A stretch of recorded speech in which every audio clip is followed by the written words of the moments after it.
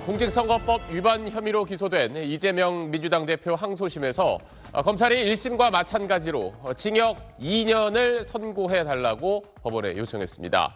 서울 고등법원에 나가 있는 취재 기자를 바로 연결해 보겠습니다. 자, 한서희 기자, 오늘 결심 공판이 꽤 길어지고 있는데 지금도 계속 진행되고 있는 겁니까?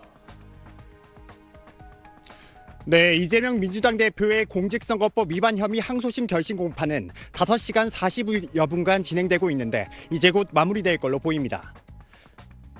검찰은 최종 의견을 통해 이 대표에게 1심 구형량과 같은 징역 2년을 구형했습니다.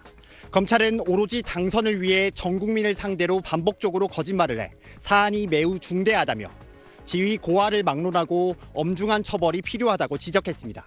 또 1심에서 무죄가 나온 김문기 몰랐다 발언에 대해선 12년 동안 교류 행위를 지속했다고 말했습니다. 양형과 관련해선 총 7개의 가중 요소가 있고 감경 요소는 전혀 없다며 실형 사안이라고 강조했습니다. 자, 이제 오늘 결심 공판이 끝나면 선고만 남겨두게 되는데, 자, 오늘 법원에 나온 이재명 대표의 이야기도 전해주시죠. 지난해 11월 1심에서 징역 1년에 집행유예 2년을 선고받았던 이 대표가 오늘 법원에 출석하면서 한 말부터 들어보시죠. 세상의 이치라고 하는 게 다 상식과 원칙대로 가게 돼 있습니다. 법원이 잘 가려낼 겁니다. 이 대표는 법정에서 1심에서 유죄 판단이 내려진 공소사실 부분을 적극적으로 반박했습니다.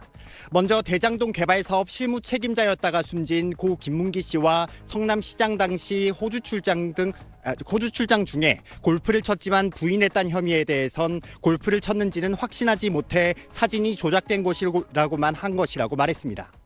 또 2021년 국정감사에서 백현동 식품연구원 부지 용도 상향을 국토교통부의 압박 탓으로 돌린 혐의는 압박한 건 명확한 기억에 남아있다며 기존 주장을 굽히지 않았습니다. 재판부는 곧 항소심 선고 기일을 지정해 밝힐 걸로 보입니다.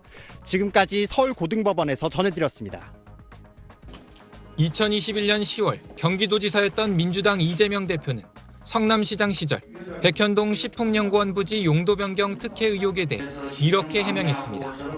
국토부 장관이 도시관리계획 이거 변경 요구하면은 지방자치단체장은 반영해야 된다. 의무조항을 만들어놨습니다. 이걸 가지고 만약에 안 해주면 직무유기 뭐 이런 걸 문제 삼겠다고 협박을 해서 1심 재판부는 공문서 등에 비춰볼 때 이 대표나 당시 성남시 공무원들이 국토부 협박을 받았다고 볼 수 없고 용도 변경은 성남시 자체 결정이었다며 허위사실 공표로 판단했습니다.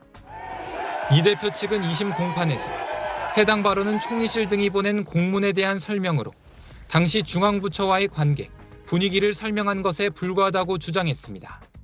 대장동 개발 사업 실무 책임자인 고 김문기 씨와 관련해선 이 대표가 성남시장 시절 해외 출장 중 함께 골프를 쳤다는 국민의힘 지적에 대한 해명이 유죄로 인정됐습니다.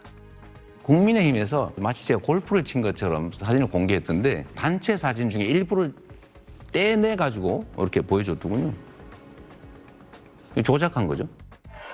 1심 재판부는 이 대표가 해외 출장 중 김 씨와 골프를 친 사실이 있고 이 대표가 고의로 허위 발언을 했다고 판단했습니다. 하지만 이 대표 측은 2심에서 해당 발언은 무죄가 선고된 성남시장 재직 당시 김 씨를 몰랐다는 기억 표명에 대한 보조 논거이자 의견에 불과해 독자적인 사실 적시가 아니라고 맞섰습니다. 항소심 재판부가 각 쟁점에 대한 이 대표 측 주장을 어디까지 받아들일지, 고의성은 어떻게 볼지가 관건입니다. 또 혐의와 관련된 발언을 명확히 해달라는 재판부 요청에 따라 검찰이 이 대표 발언 중 허위사실 공표 혐의에 해당하는 발언이 무엇인지 구체적으로 분류해 공소장을 변경했는데 이 대표 혐의 입증에 어떤 영향을 줄지도 주목됩니다. SBS 백운입니다. 이재명 민주당 대표의 공직선거법 위반 혐의에 대한 2심 결심 공판을 앞두고 민주당 지도부는 우리 헌법상 대통령의 불소추 특권을 거론했습니다. 대부분의 헌법 교과서에 보면은 이 대통령의 불소추 특권에는 재판도 중단된다는 것이 너무나 당연하다라고 명시되어 있습니다. 이 대표가 대통령이 된다면 재판도 중단돼야 한다는 주장인데 새미래민주당 이낙연 상임고문은 전혀 다른 주장을 폈습니다. 대통령이 되면 새로운 범죄 혐의로 기소가 안 된다는 얘기지 진행 중이던 재판의 경우엔 해당 재판은 계속돼야 한다는 겁니다. 사법 리스크를 얼버무리기 위해서라도 대통령이 돼야겠다라고 한다면 그건 개인의 리스크를 넘어서 국가의 리스크가 되는 것이고. 국민의힘은 이 대표 측이 제청한 위헌 법률 심판은 시간 끌기용 꼼수라고 비판했습니다. 중상모략, 흑색 선전, 허위사실 유포에 대해서 위헌 심판 제청을 하면서 그 부분을 삭제하려고 노력하는 이재명 대표의 태도는 정말로 가증스럽다고 생각합니다. 2심 결심 공판에서 검찰이 이 대표에게 징역 2년을 구형한 걸 두고 민주당은 무죄가 명백한데도 정치적으로 수사하고 기소한 윤석열 정권 정치검찰의 정적 죽이기 구형이라며 무죄로 바로잡힐 것이라고 확신한다는 입장을 냈습니다.